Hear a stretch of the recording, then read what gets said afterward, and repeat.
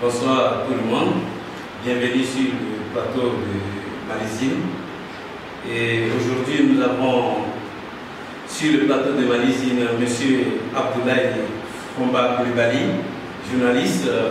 Nous avons également M. Idrissa Keita, il est également journaliste. Donc, sur l'émission qui nous réunit aujourd'hui, nous avons deux thèmes. Nous avons le premier thème porte sur la marche du 5 avril dernier et le deuxième thème porte sur la crise scolaire au Mali. Et M. Abdoulaye Fomba, et le 5 avril dernier, à l'appel de l'imam Diko, les Maliens sont sortis pour manifester leur colère. Quelles sont vos impressions par rapport à cette marche? J'ai eu une impression de déception après avoir vu une marée humaine au boulevard de l'indépendance sur l'appel de l'imam Mahmoud Diko, parce qu'à la fin de ces meetings, une marche s'est transformée en meeting, les Maliens se posaient la question. Maliens aussi bien que les marcheurs eux-mêmes se posaient la question, alors pourquoi étions-nous venus ici? Qu'est-ce que nous étions venus chercher? Parce que ce qui nous a été dit par Mahmoud Diko et les siens n'avait rien à voir avec la préoccupation des Maliens. Parce que Mahmoud Diko a appelé les gens avec, pour des sujets qui ne relèvent pas du domaine religieux. Or, il a appelé sous le chapeau du leader religieux. Et il a appelé principalement les religieux. Y a-t-il des Maliens qui n'est pas religieux? Tous les Maliens sont musulmans. C'est pourquoi les gens sont venus, mais ils sont restés sur leur faim. Donc moi, j'ai eu l'impression d'être resté sur ma faim comme les autres Maliens. Après la marche ou le meeting du 5 mars. Que M. Fomba sache que la marche de la dernière fois n'était pas une marche corporatiste. Les dispositions avaient été prises bien avant. Mais il a appelé sous le titre de leader religieux. Je vous en prie. M. Mahmoud Diko, il a appelé son nom des partis politiques. À travers son audio, encore un appel a été lancé au peuple du Mali et le message a été très clair. Mais à quel titre? En tant que citoyen malien frustré. En tant que leader religieux. Même si c'est en tant que leader religieux, s'il vous plaît, il y a Mahmoud Diko sur la terre où les gens... Monsieur, comprenons, il s'agit d'un meeting, il ne s'agit pas d'une prêche. Oui. Mahmoud Diko n'a pas fait un appel à prêche. Au stade de Guiri-Major, là, c'était vraiment une tribune religieuse. Mais là, au boulevard de l'indépendance, un message a été clair. S'il vous plaît, ça soit au 26 mars ou bien au boulevard, l'appel était le même. L'appel était le même. L'appel n'était pas le même parce qu'il a demandé la permission du Premier ministre. Les Maliens du pays profond, s'il vous plaît d'abord la forme. L'appel a été lancé aux Maliens du pays profond, à ce qu'ils rallient la capitale. Et toute corporation confondue, parce qu'il a dit que tu sois commerçant, que tu sois militaire, que tu sois enseignant, que tu sois toute corporation confondue, qu'on se retrouve à la place de l'indépendance pour lancer un message. Évidemment, il y a parce que cette tribune est une occasion à ce meeting ou cette marche aurait pu laisser la place de promotions concrètes pour trouver une solution au problème. Mais il y a eu rassemblé les gens, il y a eu des solutions. Rien n'est caché, mon cher. Oui, sur les réseaux sociaux et sur les médias, on a vu. Oui, le chef de l'État est maintenant contraint de composer avec toutes les... Il n'est pas contraint. Il a toujours composé avec tout le monde. Le chef de l'État a toujours composé avec tout le monde. La bonne preuve en laquelle il a reçu un à un tous les leaders religieux. Il avait fait avant ce meeting. Il n'avait plus de choix. Il avait fait avant le meeting. Mais le dialogue politique était bloqué. Le chef d'État a reçu un à un tous les leaders politiques, tous les leaders religieux, tous les chefs coutumiers. Ici au Mali, avant le meeting du 26 après, la mayonnaise a eu du mal à prendre. Oui. Parce que dans la situation sécuritaire s'est détériorée. Et c'est plutôt détérioré. D'où ce qui s'est passé dernièrement à travers la retraite parlementaire, parce que maintenant les députés essaient de récupérer la chose. Et d'ailleurs, les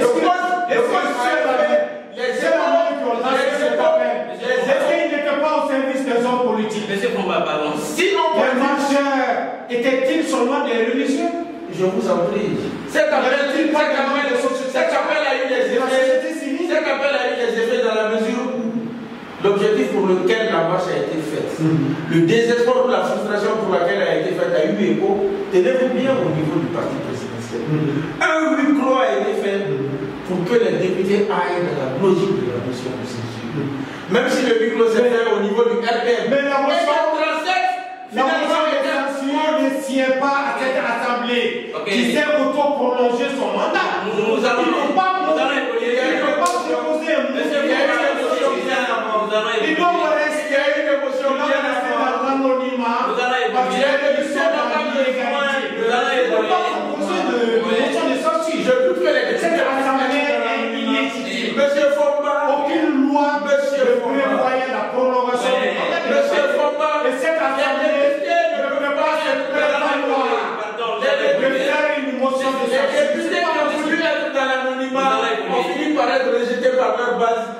D'où les transhumances politiques de ces derniers temps. Celui qui s'amuse à le faire va être obligé de changer de camp.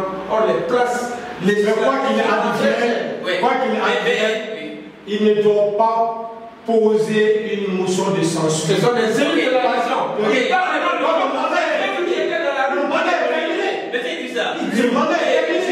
Ils sont prolongés dans le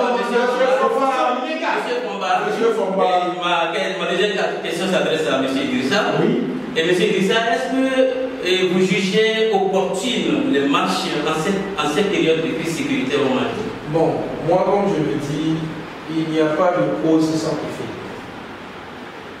La part des choses, la marche se justifie. Ça ne va pas dans le pays. Beaucoup d'événements se sont enchaînés.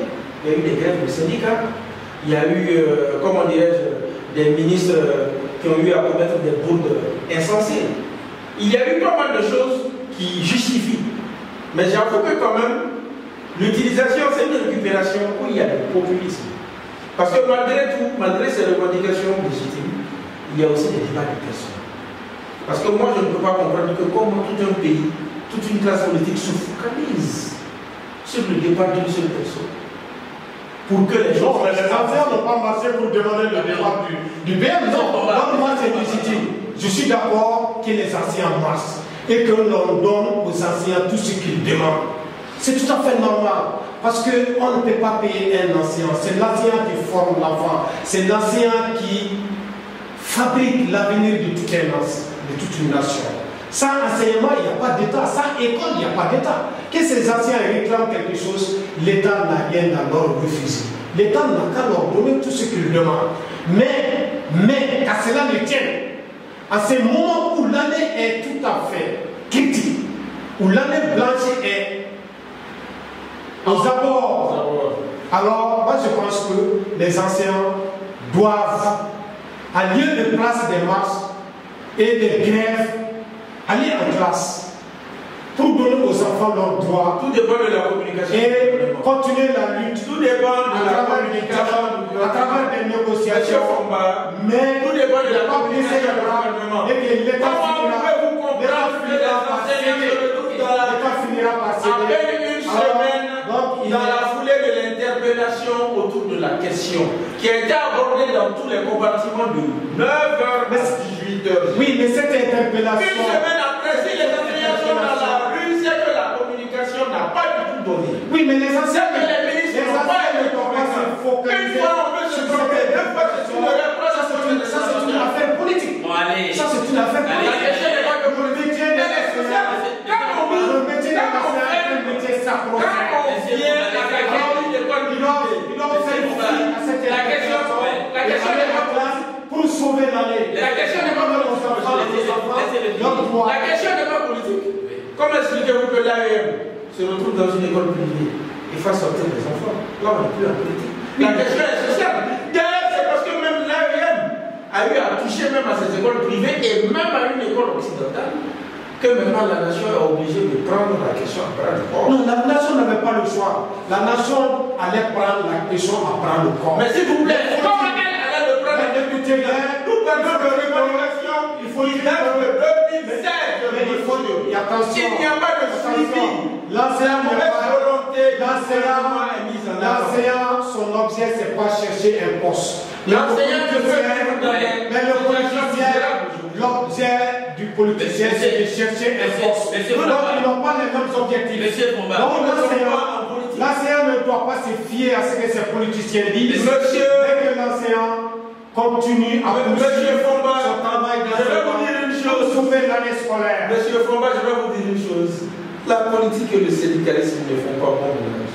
Oui, raison de plus que les enseignants doivent se démarquer de ces syndicalistes et de ces hommes politiques qui ne cherchent que leur propre intérêt. Oui. Mais pour autant, chacun de nous doit mettre en avant l'intérêt de nos enfants, l'éducation de nos enfants. Je te disais tantôt que mon grand frère, après avoir fini avec l'intime, avait des problèmes d'accords et grammaticaux, parce qu'il avait sauté la 6e année. Quand un enfant perd une partie de l'année, en 5e année, 6e année, et même 8e, 7e, ça n'est fini pour lui. Oui, son cursus scolaire est en danger. Donc les enseignants doivent prendre ça en compte, mais oublier ces hommes politiques, oublier ces syndicalistes, faire tout pour sauver l'année scolaire qui est en danger. Oui ou non, vous jugez qu'opportune ces marches aujourd'hui? Mais je dis que ces marches, en lieu de place, les enseignants doivent être en classe. Mais les autres marches, moi je trouve que c'est du ridicule. Sinon ce n'est pas le moment.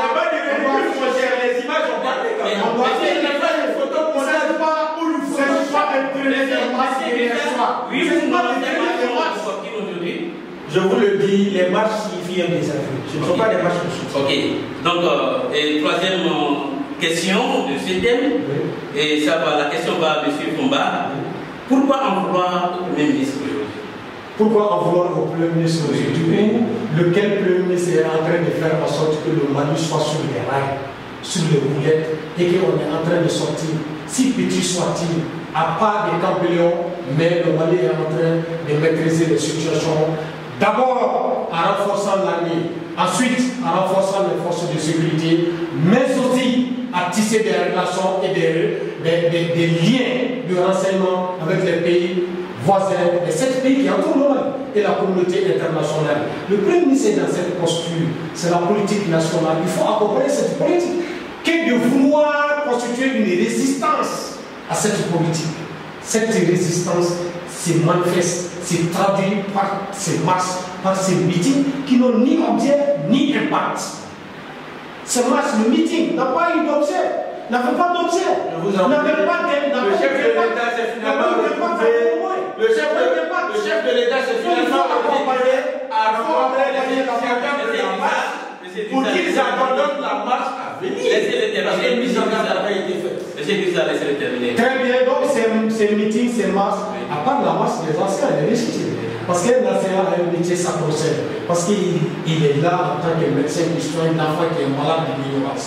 Qu'il marche, mais en lieu de place de leur marche, moi je préfère qu'il soit en classe. Mais que l'État leur donne tout ce qu'il demande. Comment aller à la mais les autres marches manquent des objectifs politiciens et des objectifs mercantiles, des objectifs à intérêt personnel. Moi, je les condamne en ces temps où le Mali traverse la période la plus difficile de son histoire. Monsieur Keita, comment est-ce que le Mali peut traverser la période la plus difficile de son histoire après 6 ans avec le même gouvernement, les mêmes personnes aux affaires? Je pense que le rejet quand même est clair. Mais là, c'est quand on voit le bout du tunnel que la chose dit. On ne peut chercher éternellement à chercher chaque fois que l'on le bout d'un tunnel. Alors, parce que s'il vous plaît, n'oubliez pas les revendications des enseignants pour lesquelles ils sont en train de prendre la rue. Ces revendications ont quand même été signées sous ce même régime qui l'a depuis 2013. Mais je vous le dis, le régime, il faut avoir une chose conditionnelle. Les revendications, non, on va les arrêter. Malheureusement, s'il vous plaît, monsieur Fomba, vous oubliez une chose. Il faut plutôt s'en prendre au gouvernement. Il faut plutôt revoir le mécanisme du gouvernement. A priori, les ministres ne font que prendre la rupture. Certaines des revendications des grèves, je n'ai pas beaucoup de gens accusent. Non, beaucoup de gens accusent l'administration. Je m'explique. Beaucoup de gens accusent l'administration et le gouvernement à tort. Parce que le fonctionnement de l'administration a des critères. Des critères particuliers. Je n'ai pas fini. C'est pas oublier un détail. Pourquoi est-ce que souvent il y a certaines crises qui reviennent? Il y a certaines de ces grèves, c'est du suivisme. c'est populisme, je ne suis pas d'accord. Mais il y a certaines de ces grèves qui se passent. C'est que le ministre précédent a pris un accord que le ministre actuel rejette. Ou traite les pas. C'est ça en fait. Quand un ministre vient, il a de nouvelles priorités, qui laisse en marge certaines corporations, certaines manières. Ce sont ces frustrations-là qui se cumulent parfois. C'est vrai qu'au sein du peuple, de ceux qui marchent, il y a des choses à voir. Au niveau du gouvernement, il y a beaucoup à voir.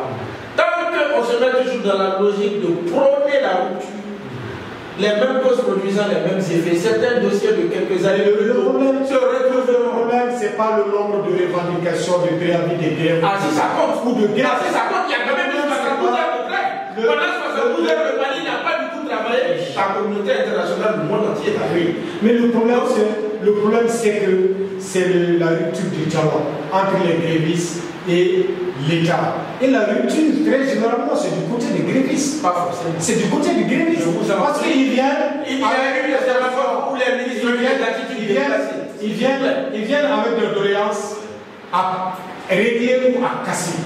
Quand c'est comme ça, mais c'est très difficile. Dès lors que l'État n'a pas les moyens d'assouvir tout de suite à cette doléance, mais l'État est obligé de traîner les pas, de leur donner des compromis, de leur donner des délais. Mais quand les syndicalistes viennent avec des doléances, avec des revendications, à accepter tout de suite, à régler tout de suite, ou bien c'est la grève, il n'y a pas de solution. Mais il n'y a pas de solution à des telles grèves. Vous savez, parfois c'est l'État même qui occasionne ces situations. On a vu certains cadres, notamment ce cadre-là, dans le secteur de l'État, dans le secteur sécuritaire, qui a eu à faire un anniversaire VIP, et j'en passe. Certains s'affichent ouvertement, certains s'affichent ouvertement, certains barons, certaines familles de l'État, certains barons, certaines familles de l'État osent s'afficher avec de l'argent, que ce soit un fonds propre ou un fonds personnel.